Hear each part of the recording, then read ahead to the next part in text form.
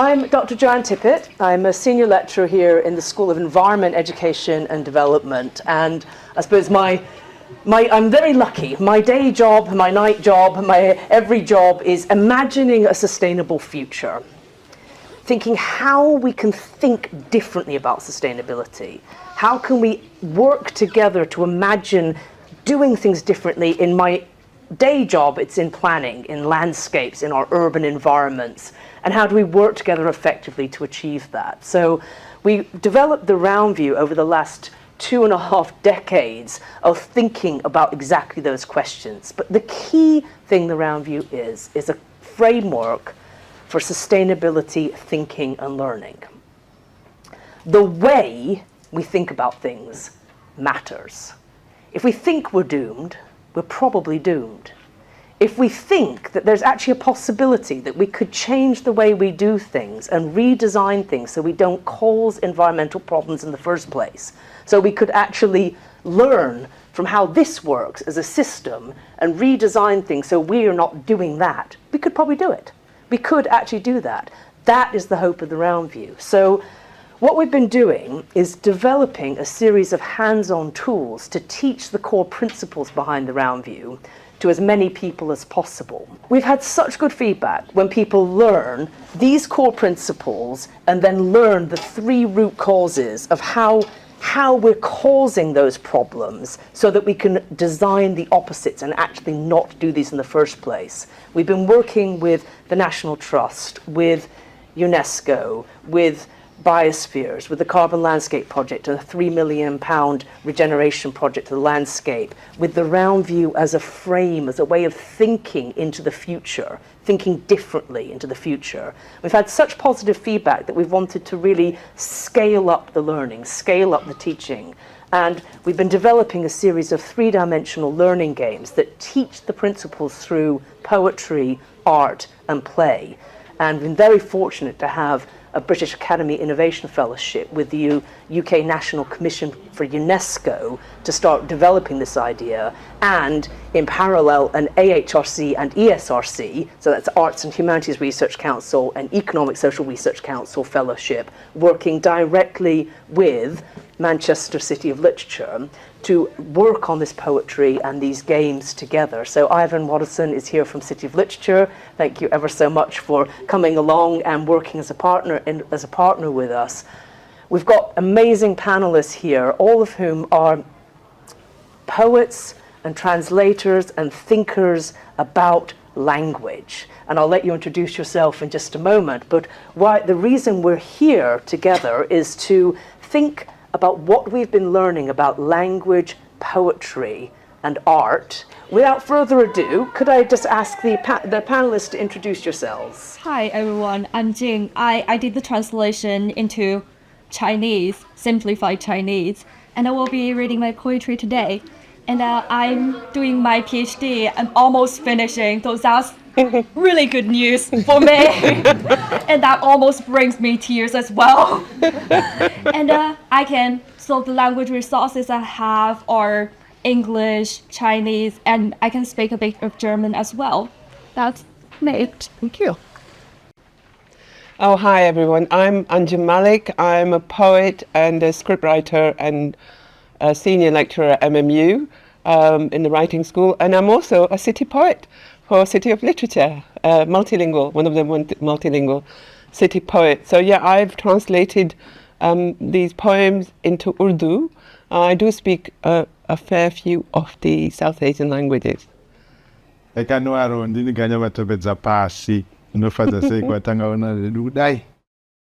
everyone, I'm greeting you in one of the languages I was given by my father's side of the family. I work at the University of Glasgow as a lecturer and researcher, and my interests are in languages and intercultural studies and migration. Hi everyone, my name is Mariana Casale. I'm a bibliotherapist and I'm a lecturer in Latin American Studies here at university, and I've translated into Spanish. I'm from Argentina originally, so you'll hear a River Plate accent from it today. And this has been very kindly funded, this particular event, by the Faculty of Science and Engineering, which is, I am not in the Faculty of Science and Engineering, so we are actually talking interdisciplinary work here, because we're in the Faculty of Humanities. And this has been kindly funded by the Better Worlds Initiative. And we've got Nick Weiss here from you managed to cross two departments within the faculty, don't you? So Nick is going to kind of come in a little bit on some of the thinking as we start talking a bit about science communication. We've been working with students, indeed. Thank goodness for student helpers today, or else we never would have managed to teach 150 people with these games. That was in Earth Sciences. So we're really looking at creating a global shared story of sustainability. And it's been unbelievably fascinating to be working with, indeed, another person I wanted to introduce, Paul Hallows here, who was the extraordinary artist who's actually created the artwork behind all of this. And even that has been many processes of translation, hasn't it? There's ways of representing ideas, ways of thinking about them. And my job within all of this has really been to be the pain, I think, more than anything. That there's expression and ideas, but the key thing we're trying to get across is the integrity of the science and the ideas. Because if we want to spread this throughout the world, and that's our aim here, is what we're thinking is to turn this into the 4th R, reading, writing, arithmetic, and the RoundView, but it will lose its power if it loses the scientific integrity and the absolute clarity and simplicity that has taken me 25 years to develop. So that's been part of the really fascinating process. And then we developed these amazing games, and we've worked, I particularly want to thank Professor John McAuliffe, who is the most extraordinary poet here, and also board member of City of Literature. I knew was involved in some serious way within City of Literature. And so he's been working with us on developing these poems and the game mechanics behind it. So I thought what we'd do is just start with reading one of the poem we all started with, wasn't it? And it's kind of a good one because it's carbon. It's with a building block of life. So I think if we start with that, and should we start in English, I think, if that's all right? We'll start in English, and we'll go through various different languages. I'm hoping my daughter, who has been helping me and working with me on these poems, she's on her way. She's going to read it in French, in theory. So we'll see. Hopefully she will arrive as we start. So if we start with carbon in English. Carbon. Buried in coal, buried in oil, burned too much, too fast. The planet warms if I go up in smoke. But then, photosynthesis. I'm absorbed from air in green leaves of beech and oak. I sparkle in the heart of every diamond ring. Am I not one of life's building blocks? A green hope, capture me in meadows, bogs, wetlands, and seabeds chalky rocks. Droughts and floods, overwhelmed with carbon dioxide. Ocean and temperature rise by a degree and more. But still, in whales I swim deep, in newt crawl to land, in skylark soar. En carbón y petróleo enterrados. Me queman en exceso, demasiado rápido. Arde el planeta si yo ardo. Pero soy también la fotosíntesis. Hojas verdes de álamo y de roble me absorben en el aire. Brillo en un anillo de diamante. Soy una esperanza verde, uno de los pilares de la vida, atrapado en praderas, ciénagas y humedales, y en las piedras blancuzcas del fondo del mar. Sequía, inundaciones, saturados de CO2, suben los océanos y las temperaturas. Y aún así, en ballenas nado profundo, en nutrias trepo a la tierra, en águilas planeo. Kuvigwa muvuni dzemawe nemumafuta, kupiswa zvakanyanya nekukurumidzisa. Pasi rinodziya ine ndichipwititika muchiutsi. Asika mukurarama kwezvimerwa ndinonyakatidza kubva mumhepo, mumashizha manyoro emiti yeminondo nemisasa. Ndinovaima mundarama ndiri chidimbu chiumbiridzo cheupenyu, kariro yeruvara rweshizha, ndowanikwa kumafuro, kumatoro nemahwe epasi pegungwa. Kuoma kwepasi rashaya mvura, kozouya mafashama, kudumbirwa nemweya usina kuchena, kufema. Mumu wegungwa nekupisa kwezuva zvokwidza zvichiwedzera. Asika mujeka wacheka remumvura, ndinoshambira kwakadzama, mutupukanana kwemumvura, kukambaira kumahombekombe, mushiri ndobhururuka. जिंदगी की building block. कोयले और तेल में दफन बहुत ज़्यादा जल गया, बहुत तेज़ी से। सियारा गर्म होता है जब मैं धूले में जाता हूँ, लेकिन फिर फोटोसिंथेसिस, मैं दरमियान और बलोत के सब्ज़ पत्तों में हवा से जज़्ब होता हूँ। मैं हीरे की अंगूठी में चमकता हूँ। मैं ज़िंदगी की तामीर के ब्लॉक्स में एक हूँ, एक सब्ज़ उम्मीद।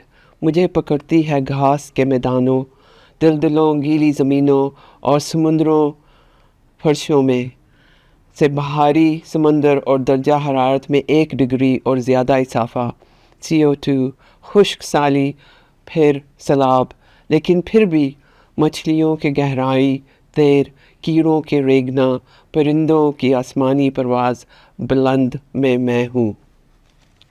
生命基石碳，深埋于煤炭、石油中，燃烧了太多太快，地球在我成烟之际变暖，但光合作用旋即发生，我被山毛榉和橡树的绿叶从空气中吸收，我在钻石中熠熠生辉，我是生命的基石之一，是绿色的希望。我的身影在草地、沼泽、湿地和海地白垩岩中随处可见。监牢后喊，地球不堪二氧化碳重负，海平面和温度一升再升。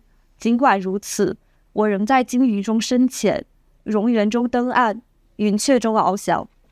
Enfoui dans les charbons, enfoui dans le pétrole, brûle le corps trop vite, la planète s'arrache et réchauffe si les phares infinis. Mais alors, la photosynthèse, l'air isotope dans les fruits verts, des huîtres et des chênes. Les prix dans le bas condiment, je suis une construction de la vie. On exporte, par exemple, des verrues à cuire dans les parasites, les tourberies, les ongles et puis les couches canapées dans fond marine.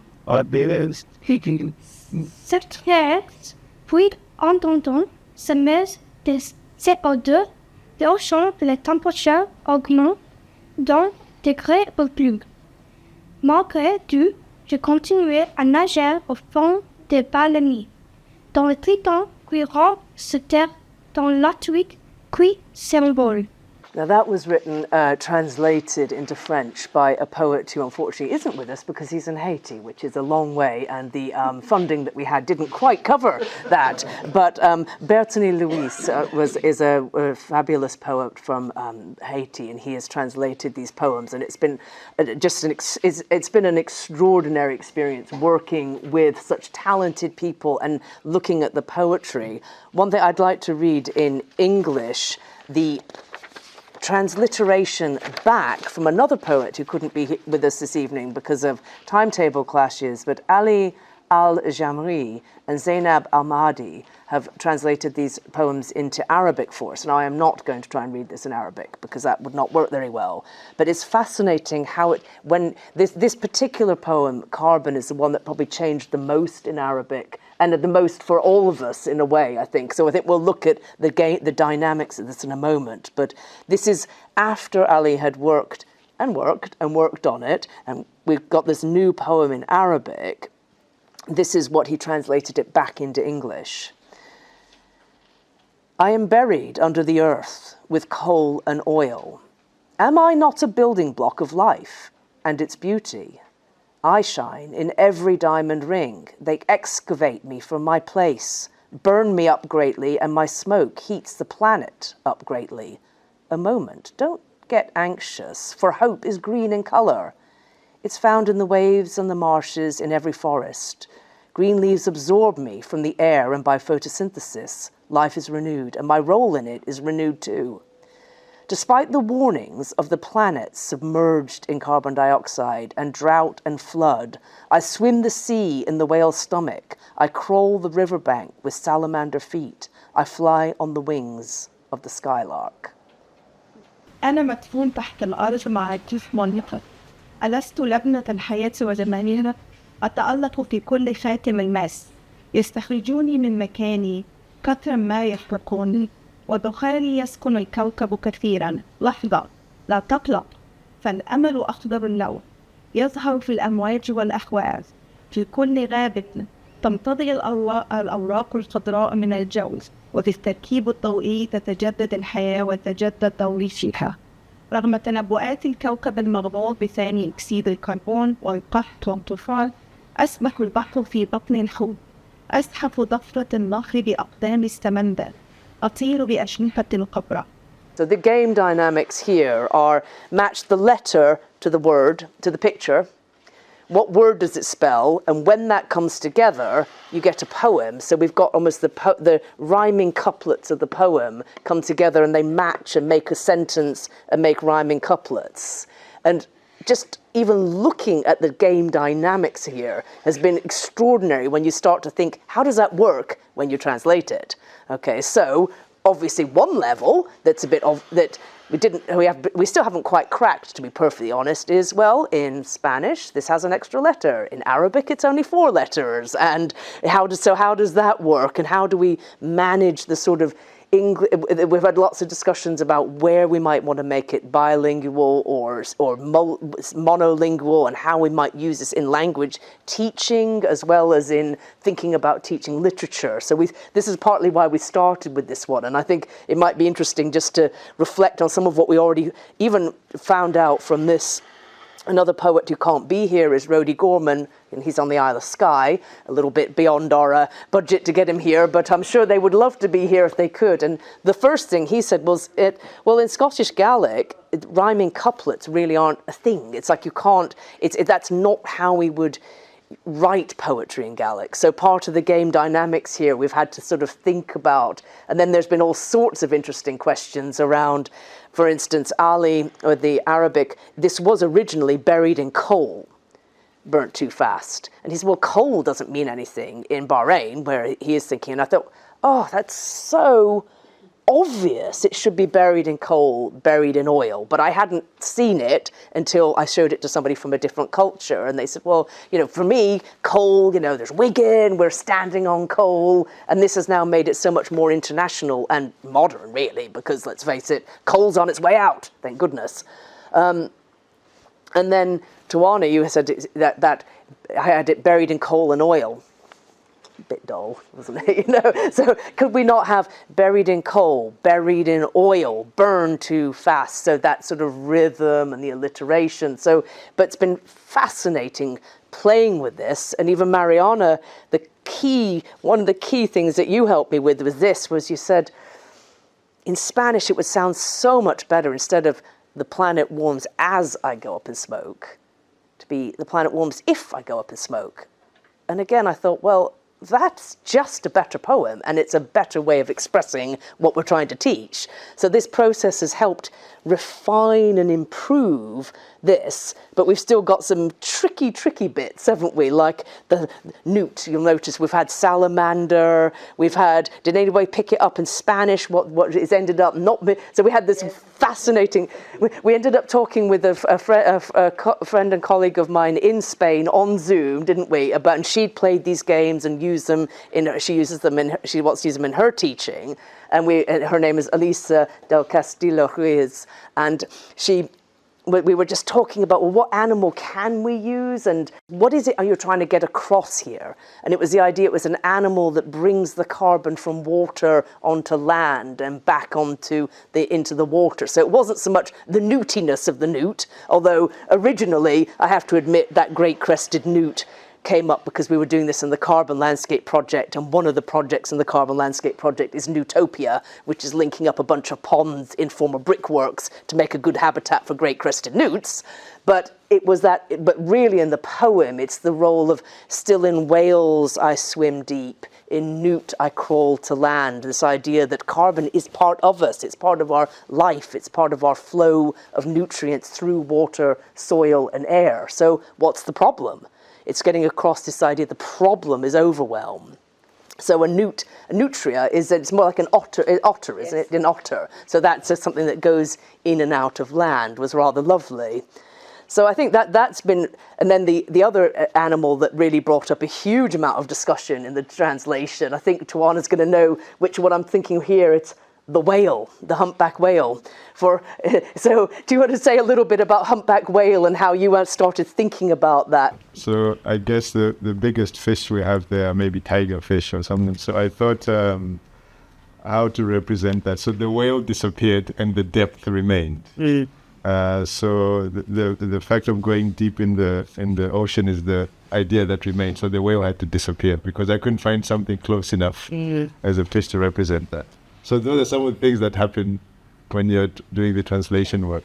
And in Scottish Gaelic, it was fascinating that a whale is a sea pig in Scottish Gaelic. It's actually in the Gaelic. It's got that language around food still, and sort of something you might eat, which was quite interesting. Yeah. And I'm just intrigued if any other thoughts of what we sort of thought about or learned or... I have something very different from Skylark. I have eagle, which is very Andean, very South American, and that localizes it much more than a skylark, which would be an alien animal. So I'd forgotten quite how much we had localized our poems, brought them closer to our countries. I think that's useful, isn't it? If you can identify with what you're reading and playing with, then it has a deeper significance to your role in looking after the environment, being responsible. It just puts you at the center of the experience, and you're the protagonist of this. I need to make a difference, and that was it was very fruitful because we did this together. We talked so much about this. I think I generalized it. Like instead of whale, I said if I translated it into Urdu, it'd be fish in plural, and newt is insects. I came up with insects, and the skylark I changed into birds, or sort of.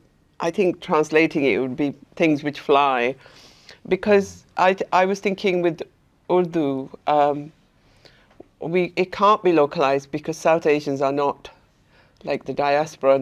We don't have one place we come from all over the world. So if somebody was reading it and they were in America or I don't know, Brazil or somewhere, I can't localize it to. I wasn't born. My family are from Pakistan, but I wasn't born there, and so, so I approached it in from the way of like where I originate from, which is the diaspora. I remember Alistair McIntosh's quote about language springing from the land. Sort of our language springs from the land. So, in this localizing, I found. The trees that really mark the seasons in Zimbabwe, the Mnondo and the Msasa, even when it's autumn, those are the trees that kind of define the landscape. So I brought those because they appear in the folklore, in lots of the ancient poetry and the stories.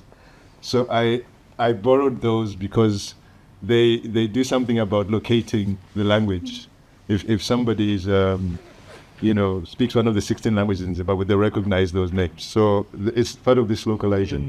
It's finding that balance between the localizing and the general and the ability to spread this more widely. And for me, one of the interesting things, we worked together very closely and we had a wonderful day and we talked and we shared ideas and we've been developing things together.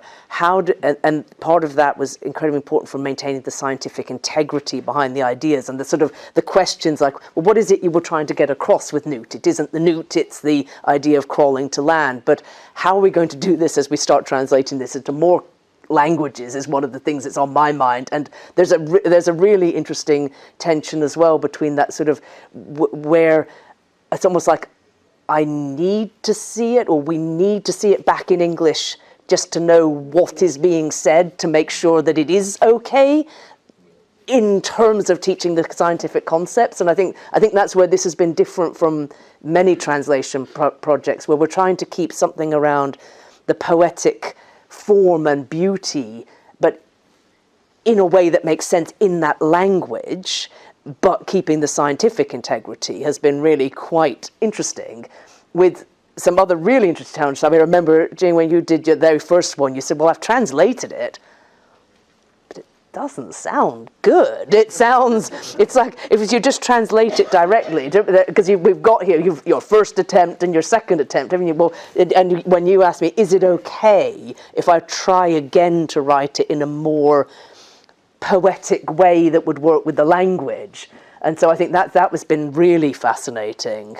Whilst I've been going through the poem in Urdu again, that I want to rewrite it and bring in some of the Urdu poetry traditions, like a ghazal or sher or something, just to see how it works. We also then get into this really pragmatic question. So this is what something I don't think we've resolved this at all at the moment, which is partly why we were having this evening to move this forward. So I'm going to call out to the audience in a minute for some just thoughts and questions and reflections. But Paul here, who's working on the language, was also sitting in the room saying, I have to fit it on the blocks, right? It has to fit on the blocks. And I have just been completely blown away by the extent to which the other languages are longer. Yes. So much longer. I mean, just sheer pragmatics of, wow, it's just more length and words and so how we manage that has been really interesting. We haven't got an answer to that, especially when we were thinking, would we have it in English and another language at the same time on the same game? I think we pretty much decided that's possibly impossible. But then if, let's say, we were to put this in Spanish on this game, at the moment, do we just keep it that we've got the word carbon, and this was Elisa's idea, wasn't it? Well, just leave it as the word English, carbon in English, and then say, in English I am. In English I am carbon. So that might be our kind of pragmatic step one of getting some games in a different language, where we keep that and the sort of, yes, okay, that some of that game is there and we have maybe a bit of guide around it. And then eventually we'd want to develop these fully developed into a different language with the suitable pictures and acronyms. But it took us, to be honest, it took us years to get to this. So that's quite a story. But I mean, it could definitely happen, but it's definitely another step, isn't it? As a city poet, my latest commissioned poem is also a poetry film.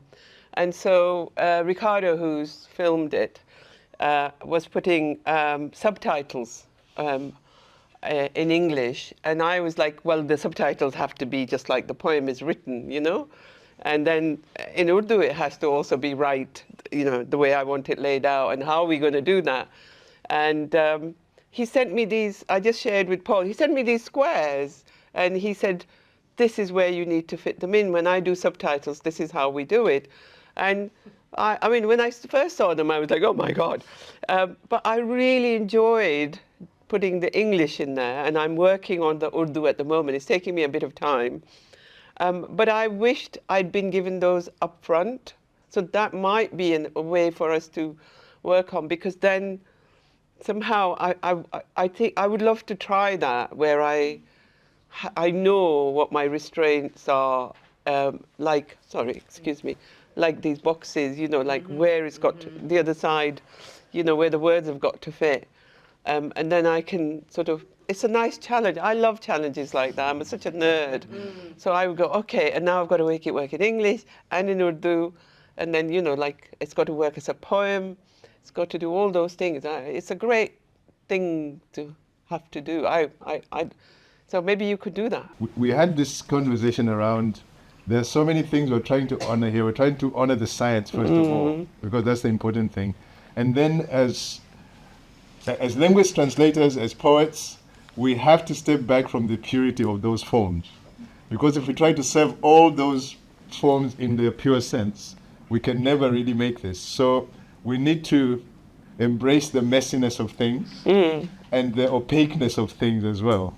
That sort of imperfection, but still kind of having something that is, because we're thinking of poetry here in a way that these words, we don't want people to tumble over these words. We want people to just pick the game up and the words just kind of, you know, roll off the tongue. Yeah, because absolutely. it's a fun game, because all of us in our initial drafts, we just looked at it like Jing said. it didn't, you know, it's not it wasn't fun. exciting to read. So there's something about stepping away from something that is, you know, pure or perfect in whatever our idioms are.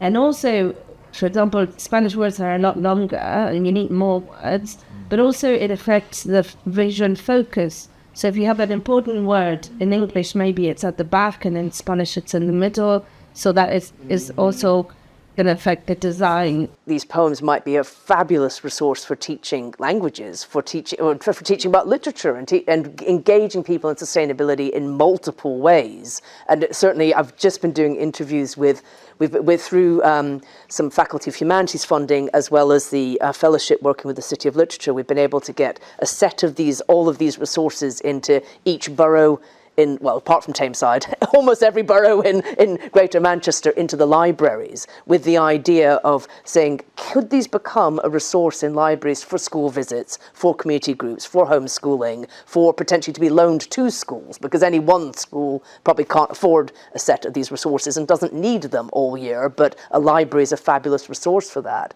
And I've been asking them, how important has the poetry been? And the answers have been fascinating. Yesterday, in Trafford, they said, well, it's absolutely fundamental to this as something in a library. The literary connection, the idea of the poetry as part of teaching the science means that it makes sense. But then we as libraries have signed up to the Green Library covenant, anyway, something they've signed up to say they're going to become more sustainable. And they're sort of struggling with how they do that. I mean, in some ways, libraries sort of inherently are sustainable. They're loaning out books, but then what about the buildings, the landscape, the way people come to them, the way they're heated? So they're thinking this is a way to help them also internalize some of that sustainability, but through something that is inherent in what they do and the way they work. And they said already they've seen people come and play with the words, but some of the kids have come up and started reading the poems and actually learning the poems. And what we're hoping to do, the next stage that we're going to take is to take, at the very least,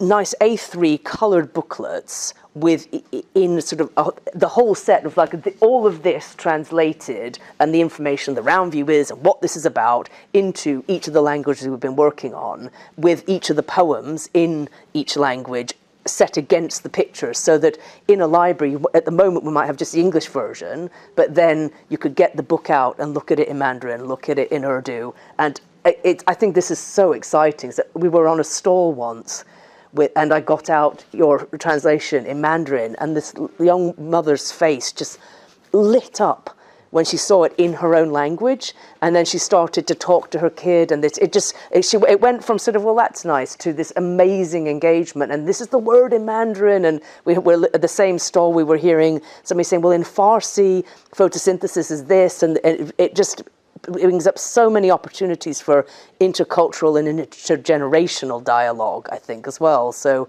it's incredibly exciting. Peat box, are they quite a specific?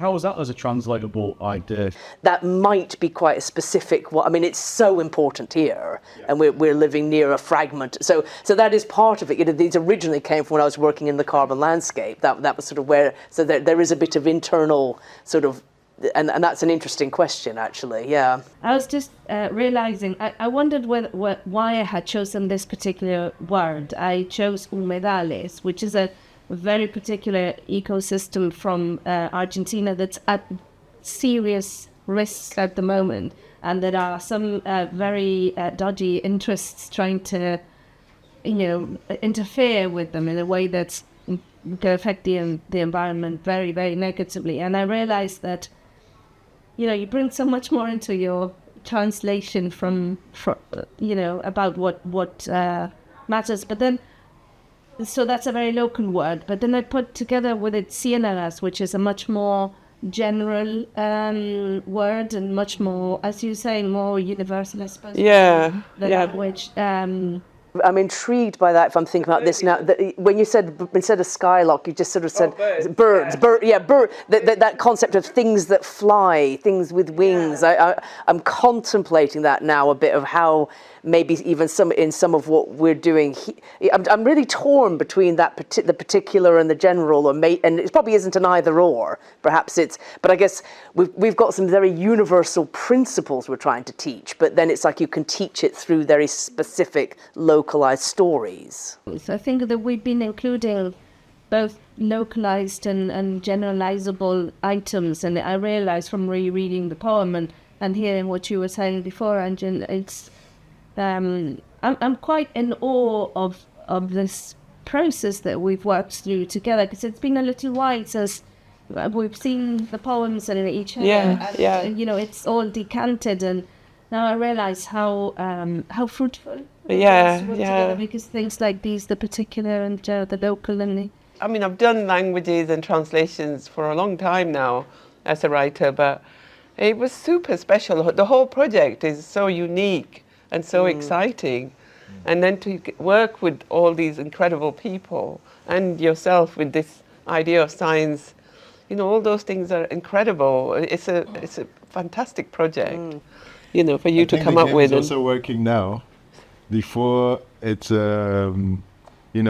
fully reached where it's trying to get to, because I've been having so many more conversations with my mum. Oh, I remember you saying that. Yes, because I'm from an ecology of 16 languages in Zimbabwe, and I don't use them every day now. So I recognize the parts where I'm drifting away from specific words and terms. I have to ask my mom very simple things that I go, oh no, I've forgotten that place. So, and the conversation, like the conversation about marshes, for example, it got my mom and I speaking about the droughts that are affecting Southern Africa at the moment, and that bigger conversation around what's happening, globally with the. So it's working the intergenerational and talking about relevant current things and sort of future outlooks. This has been an extraordinary collaborative process all along. I didn't put up, I could have put up a big logo soup. There's been so many different partners and funders over 25 years, you would be not hugely surprised. And I think there's also some really key, there's this interesting dynamic here about distillation and clarity. And Jamie Farrington here is working with me as a research associate with City of Literature to help us to also look at it. We're trying to really learn from the process. So working also with the co-founder Fraser Howe, where it's sort of we try something, we put something out, and then there's sometimes quite a painful process of coming back and is this working, and is this keeping the integrity, and what do we need to do? And whilst that sounded nice, we can't do that because it's about the integrity. And I think it's been an extraordinary process of learning and seeing how it works. And through these last few projects, in a year and a half, in the first 20 years of trying to teach these ideas and think about it, but since it became the RoundView, it was 10 years. So actually, as the RoundView itself as a thing, we reached about 2,500 people, we reckon, in 10 years. Since we got these games, we've reached at least 138,000 people. 138,000 people. Now, in what depth and to what extent they could walk out of playing these games and say, I know the 3 root causes of all environmental problems and their positive opposites, and I can apply them at any level of scale, perhaps not. But have they had those sorts of conversations? Have they had a shift in thinking about, well, I remember I changed the poem here from the very first set we put in the National Trust. Somebody wrote on a luggage tag, well, if carbon is good, then what's the problem? And I thought, I've got across the idea that carbon is good in the game, that's good, but I haven't got across what is it that's the dynamics, the problem. And then Fraser suggested, for instance, and I was completely resistant to this, I have to admit, that people are still playing it and they're not quite getting the answers. So we're setting this puzzle, can you work out the 3 root causes? He said, well, first off, I'd really like to see the positive on the game. So this game is now called balance, because that's, instead of overwhelming, we balance. And we've been trying this, putting the actual answers on the games. And we just ran this with 150 earth science students, and we got them to put together the puzzle that puts this together. We got them to look at these root causes and think about how they work and how they fit together. They played each one of these games. At the end, what do you think the root causes are? And they were getting there, weren't they? They were getting so much closer through playing that. But it's what we've now got is one last piece of the puzzle, as it were, which is actually each of these environmental problems and the actual Venn diagram that can only come together in one way, because Paul figured out a really clever way of making it subtly fit together in only one way. So we think that is going to be really, really key, which is super exciting. And you had your hand up before and I forgot to come to you. So.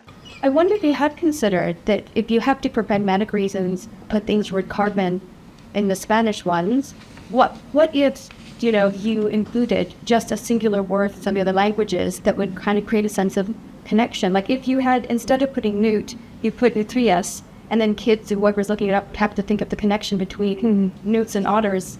And really, from a sustainability perspective, you don't want to be thinking about your local ecosystem, right? You want to be thinking, what is the connection between newts and otters in Argentina? And what is the connection between, droughts in Zimbabwe and, the drying up of bogs. So it's, like singular word, perhaps, because I love poetry that has 3 or 4 different languages in it. And because you have to kind of maybe talk to somebody about the meaning of the Harry words, or look it up, or just Google Translate if you want to be really simple. Or, and so maybe creating that multilingual, a little bit of multilingual kind of quality to it would encourage that thinking outside of, the local landscape as well. We have the books that clearly relate to the games that go in libraries, but then perhaps we also have a little illustration of an otter or something that's sort of like, that changes it or breaks it. So there we go, Paul. We're going to need otters, we're going to need marshes in Zimbabwe, we're going to need an eagle, we're going to need, So Paul's like, all right, yes. And also we have such mixed classes now, so much multiculturalism, and say in Manchester in classrooms or in the bigger cities in UK, that it'd be really nice for the kids to see them, all the different kids seeing them in one poem rather than like just Urdu, just Spanish or whatever, I think that we talked about the possibility, this is an educational avenue that opens up, where we talked with Elisa, I think we had this conversation about trying to open up a creative writing strands to it, where the kids could rewrite the poem or rejig the poem using their local, their local, I don't know what to call it, local variety, the sort of street language or whatever is important to them. Because I think that this it's a really important thread throughout this coexisting with what pertains to us all, and what is important to me and what is meaningful to me, which is can determine again what my role in all this. And if the kids can feel that, that'd be amazing. One of the things that I learned early on with teaching this is, especially with people beyond children in primary school, you don't need to kind of they don't think they know everything, but pretty much after we get through primary school we think we know it. But one of the things we've learned is that we've actually got to almost break people's perceptions a bit, to sort of shake up and destabilize people's understanding a bit. So I think there is there's a really interesting tension between the simplicity of the actual concept and also just a little destabilization and a bit of shifting of your thinking, which is quite interesting. So that we might want to consider that a bit in terms of some of where there's a jar or something that doesn't quite fit in the pattern. So for me, the key thing of this new game that we've got, so this is really literally hot off the press, isn't it, Paul? I mean, so hot off the press that the very first time that Jamie was putting it together, we realised that we'd made a mistake and you could actually put it together wrong and get the wrong answer, so we had to go and glue the darn things together before we use them again. So this is such an iterative process, is using those 12 problems and have a look at them in the break, the Venn diagram, and just giving students the 12 problems and saying, what do you think are the root causes? And they just cannot get it. And they'll put it into, well, it's land, air and water. A little bit of, we've got a bit of tricksiness going on there, that there's a grouping that makes sense with that, or it's emissions, or and then doing that, but then going through these games and then bringing that out with the answer key and putting it hands-on, putting them in the right part of the Venn diagram. It's the sounds in the classroom I was teaching. So I was teaching my postgraduates, a class of 70 on Friday, and just there was this sudden moment when they went, and just to hear, I almost want to just have a sound recording here of the rhythm of people's learning. Just there's this kind of confusion and this babble, and then this and that's what we're getting for. It's getting it right in the visceral sense. Is there anything more important now than figuring out a new way for us to coexist with nature? This is the time to be doing this, which is why we're putting so much effort and thought into this, aiming to get this now into, well, we're starting small. We really want to get into every library in Greater Manchester, but then roll that out through hopefully the cities of literature as a global network, and the global network of UNESCO sites that obviously have huge landscape transformation projects to really turn this into a global learning resource. The game that helps us tell this story of 4.55 billion years in game form. I think I've had about 6 different iterations and none's quite worked. And at one point, though, it was going to be something that had 14 blocks. And then that came to the idea of, we could have a sonnet. So we thought we'd read you a slightly different poem that's a sonnet about the story of 4.55 billion years of life. Okay, so it doesn't yet have a game, but we're working on it. It's coming. It's going to be sort of a Tetris block in the end, I think. So, Tawana, do you want to do this one in English? Life creates the conditions for more life. All is written in stardust. From water and carbon and minerals deep in Earth's crust, Earth's rocks and life's building blocks are here from January's start. Turbulent ocean, primordial soup, then spring, life stirs to play a new part. Ceaseless microbial interlocking, and summer dense with new chemical forms. At last, jellyfish, the sponge, and eventually marine worms. For billions of years, until Earth's November, the only sound is movement. Waves, wind, rain falling on sea and dry ground. From creation of coal to a giant dragonfly's wing, from dinosaurs' demise to the first birds to sing, life's diversity blossoms in the last month of this story, setting the scene for art, farming, imagination's glory, hand-shaped tools until 2 seconds to midnight. Machines scarred the landscape, damage visible by sunlight. The title is 地球1年内的故事。生命为更多生命创造条件，一切都来自星辰、水分、碳和地壳深处的矿物质。地球的岩石和生命的基石自始便存在于此。汹涌的海洋是原生汤，生命在此扮演着新角色，永不停息的微生物连锁，新化学形态的盛夏，最后出现了水母、海绵，最终到海洋蠕虫。数十亿年间，直到地球的11月，运动是唯一的声音，浪、风和飘落在海洋和陆地上的雨，从煤炭到巨型蜻蜓翅膀的产生，从恐龙的灭绝到第一批鸟类的歌唱，在地球故事的最后1个月中，生命的多样性绽放，为发展艺术和农业提供可能，这是想象力的荣耀。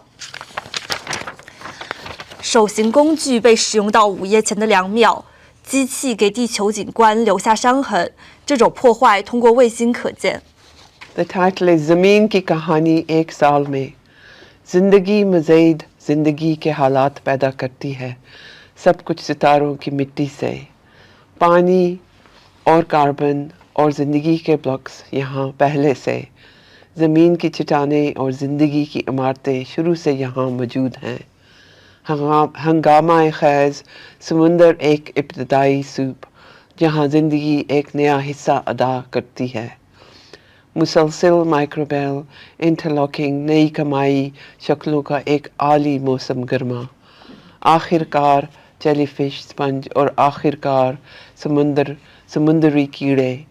अरबों से सालों से ज़मीन के नवंबर तक वाहद आवाज़। हरकत है, लहरें, हवा, समंदर पर गिरने वाली बारिश और खुश्क ज़मीन। कोयले की तख्लीक से लेकर बड़े ड्रैगन फ्लाई के बाजू तक, डायनासोर की मौत से लेकर गाने वाले पहले परिंदों तक। इस कहानी की आखिरी महीने में ज़िंदगी का तनू खुलता है। फ़न का शिकारी के मंजरे तरतीब देना, तख़ील की शान। 2 सेकंड से आधी रात तक हाथ के साइज़ की औजार। मशीनें ज़मीन की तस्लीन को दाग देती हैं। सैटेलाइट से नज़र आने वाला नुकसान। Thank you. La vida crea las condiciones para que haya más vida. Todo está escrito. El agua, el carbón y los minerales profundos. Las rocas de la tierra y los pilares de la vida están desde el principio. La vida juega un nuevo papel en la sopa nutricia del mar iracundo. Incesantes cadenas microbiales, un pleno verano de nuevas fuerzas químicas. Por fin las medusas, las esponjas y luego los gusanos de mar.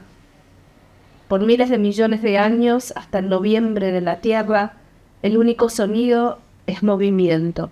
Olas, viento, lluvia que cae sobre el mar y la tierra seca. Desde la creación del carbón hasta el ala gigante de una libélula, desde el fin de los dinosaurios hasta el canto de los primeros pájaros, la diversidad de la vida florece en el último mes de esta historia, montando la escena para el arte, la agricultura, la gloria de la imaginación. Herramientas hechas a mano hasta 2 segundos antes de medianoche. Máquinas que dejan cicatrices en el paisaje, daños que se ven desde un satélite. Upenyu wepasi negore rimwe. Raramo inounza gwara reupenyu. Zvese zvakatarwa munyeredzi. Kubva mumvura nemahwe epasi, nezvicherwa zviri muvhu pasi pasi, mahwe nezvinovaka upenyu. Zviri pano kubvira munandira, masaisai egungwa, muto wepasi, kwouya zhizha, upenyu hunopfumbira. Kuyanana kusingagumi nechirimo chine zviuya zvazoita zvipuka nezvimerwa mumvura, kubvira chinyakare kusvika chimanje manje. Chinonzwika chete kupfakanyika, masaisai, mhepo, mvura yekunaya ichidonhera mugungwa nepasi rakaoma, kubva pakuukwa kwemahwe epasi kusvika pabapiro remukonikoni, kubva mukurova kwezvikara zvekare, shiri dzekutanga kuimba, upenyu hunopfumbira. Mumwaka wekugumisira kunotanga humhizha, kurima, kubwinya kwendangariro zvinopfurwa nekuumbwa pakati peusiku, mishina yoshaisha nyika, kudhiridza kunoonekwa nechekure. Oh dear, I thought I might cry. It's just so amazing to hear these poems in different languages. I'm going to try and read this in French. So, oh dear, it's been quite a journey to get here. L'histoire de la Terre en un an. La vie crée des conditions pour d'autres vies. Tout vient de poussière d'étoiles, de l'eau et du carbone et des minéraux qui sont dans la croûte. Les roches de la Terre et les constituants de la vie existant depuis les débuts. L'océan turbulent, un soupe important où la vie joue un nouveau rôle. L'embrication microbienne incessante, un été chaud de nouvelles formes chimiques. Enfin, les méduses, les éponges et éventuellement les vers marins. Pendant des milliards d'années, jusqu'au mois de novembre de la Terre, le seul son et le mouvement, les vagues, le vent, la pluie qui tombe sur la mer et le sol sec. De la création de charbon à l'air dans l'ibéo géante, de la disparition des dinosaures aux premières chantes d'oiseaux, la diversité de la vie s'éprenant dans le dernier mois de cette histoire. Faisant des mises en place pour l'art, l'agriculture, la gloire de la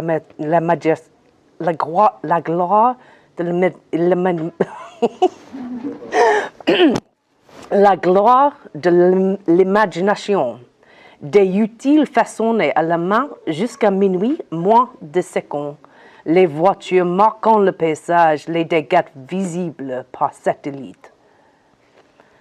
Amazing rhythm within that. It's really interesting where the rhyme comes more within the lines, I'm finding. So it's absolutely stunning poem as well. And I think that's what's so extraordinary is we're seeing these, each poem on their own is different and differently rhythmic and beautiful. So is it rhyming in French?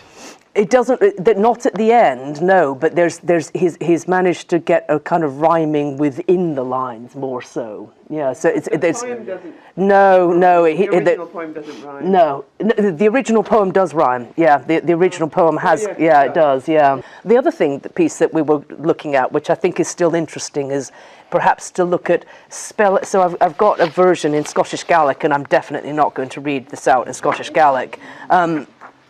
But looking at how to actually, here's a version in the French of carbon, with the C spelling out the word carbon in French, sort of through so it isn't an acrostic at the beginning, but spelling it out through the word. And in Scottish Gaelic is spelled plastique. And then I did kind of rather embarrass myself asking Rhodey before we came here, so what's carbon in Scottish Gaelic? And he'd actually spelt it out in the colours, and he said, carbon. Oh yeah, sorry, I did actually see that. So I think that's a nice idea. It's sort of playing with some of the game dynamics of acrostics or rhythm and thinking what does work to help. Because this is pedagogical. This isn't poetry. Well, it's not it is poetry for poetry's sake, but it is very much about teaching something, teaching deeper concepts. I'm interested, Nick. Your sort of main interest is science and science communication, and in particular multilingual science communication. And have you got any thoughts on sort of what we're trying to do here? Absolutely. So I think this is not just a great way of engaging the public, but actually when I got involved in multilingual science communication, it was mostly about getting the researchers involved, because we noticed that most of the researchers at our institute, it was those that were native English speakers that were actually getting involved in all the outreach. And when we were talking to some of the other researchers, because that's not representative of our researcher body at all, talking to some of the others, people said, "Oh, I'm very, very happy to present, science in English and things like that. But talking to children, doing this, doing that, get some strange accents in this region in particular. They were sort of less comfortable doing that. And so it was more about, well, how can we allow them to engage the public in their own language? And we found lots of community groups with Leonie, I think, still in the audience. Yes. Lots of supplementary language schools and things like that. And there it was really the connection was the language, and then allowing the children particularly to appreciate that their language is somehow useful. When we spoke to a lot of the parents, they would say things like, oh, they don't want to speak the language, they want to speak English, that's what their friends speak, they think that's the useful language, but actually showing that you can talk about science in this language, can talk about science with your parents, and you can tell them how interested you are in it and things like that. And so that was really quite powerful. And it's fantastic to see that this is a different way of doing that, where it's more about artists and creatives communicating the science rather than just the researchers themselves. I think it's fantastic. We go into the dark not knowing what we're going to come out with.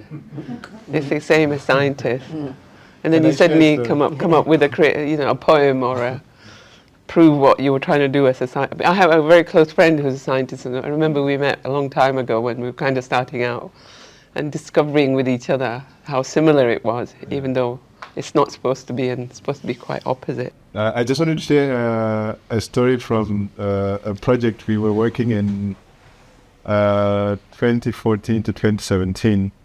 So we found ourselves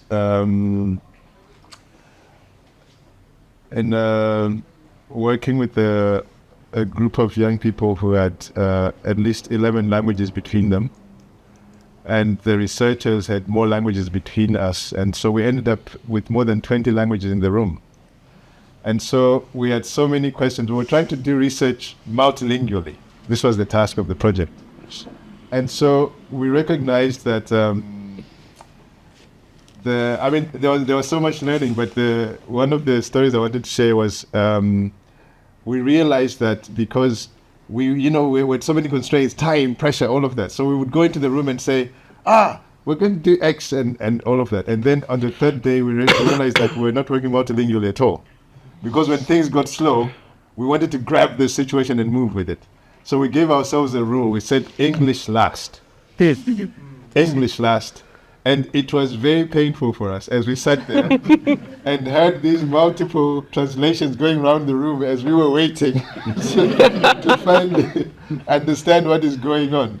So it was a really beautiful struggle, and we learned so much from that process. But it taught us about power in the room and the many things we say. We write it all the time in our papers, sharing power and all of that. It's much harder in practice, but yeah.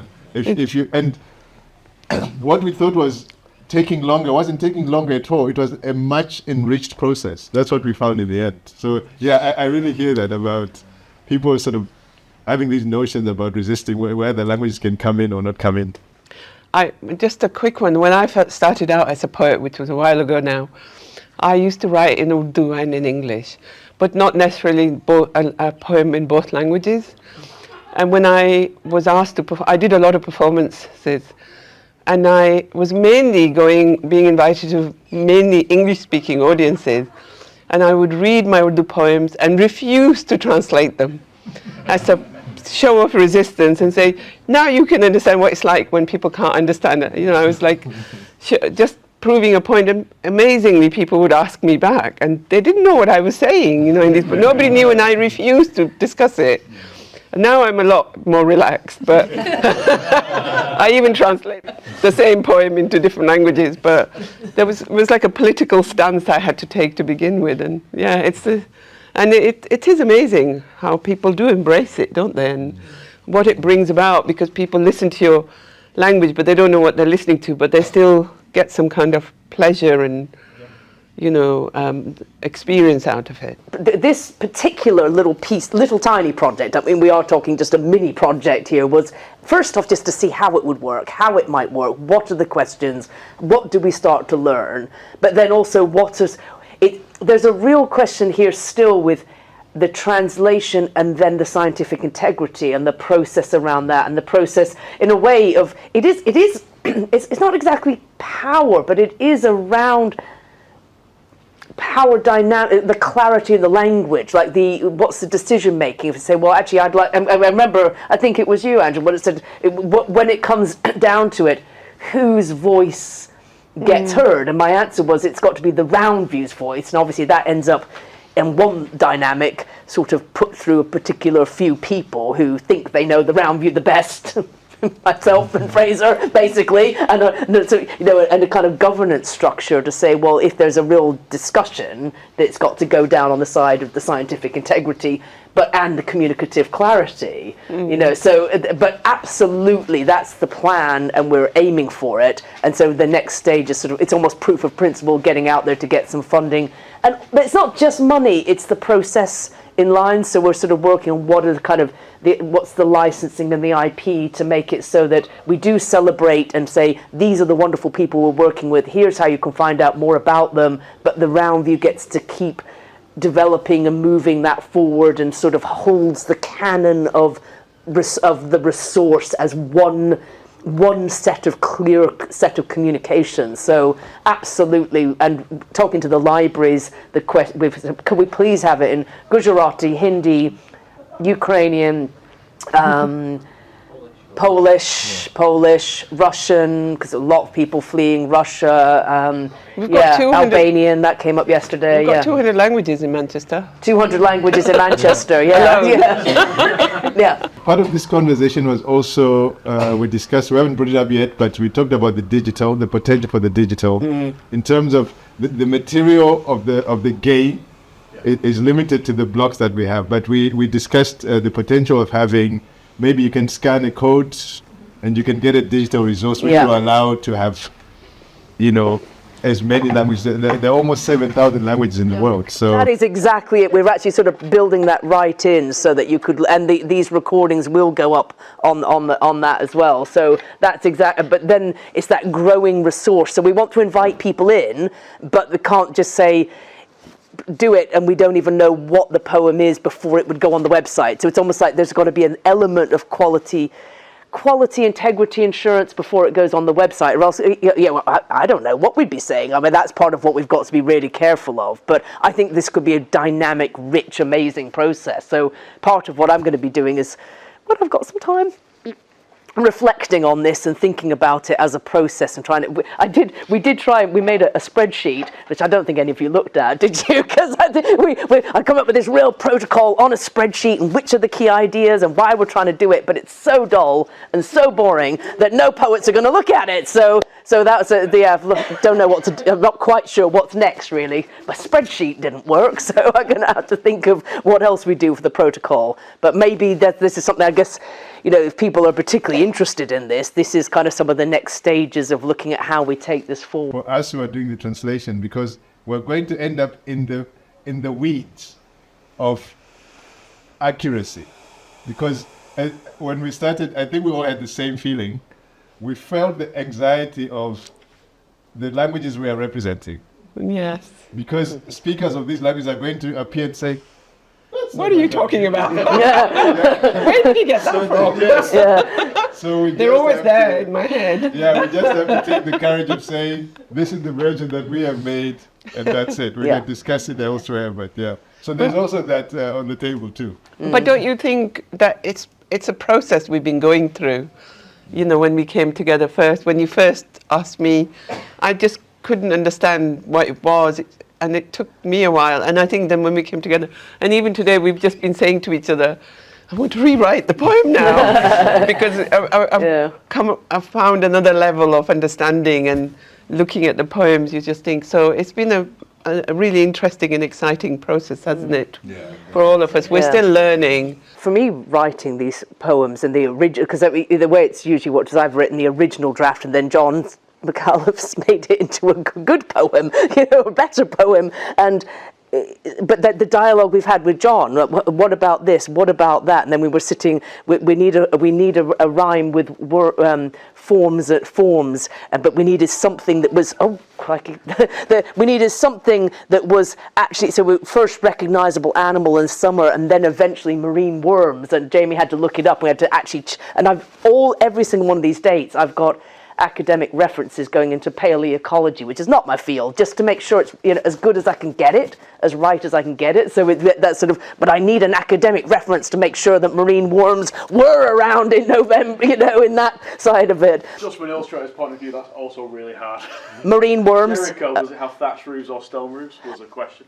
Yeah, exactly. Yeah. Lots of how you imagine some of these things that we can't see and how you represent it has been a really extraordinary story.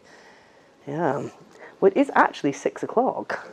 Yeah, so I mean, I was thinking, I was saying to Tawana as I was getting in the rainstorm and we were coming in, like, I'm not quite sure how we're going to run this, but I think we probably won't run out of things to say. But we've actually sort of come to something of a good conclusion, I think. Watch this space, research projects, student projects. We're trying to make this literally into the 4th R, get it into every library, every school, into the curriculum around the world. So if anybody's got any thoughts or ideas on that, or any cash, I mean, looking for, I'm only looking for about 3 million for the next project. So if anybody's got a little spare 3 million down the back of a sofa, we can get this into every library in Greater Manchester and the next few cities. So, all right, brilliant. Thank you ever so much. Thank you to the poets. Yeah. The RoundView builds hope, confidence and inspiration. We are looking for opportunities to expand the RoundView nationally and internationally. If you are interested in investing in the next stage of its development, or have an opportunity to trial these tools in your school, library, visitor centre, business or community group, please get in touch. Email joanne@roundview.org.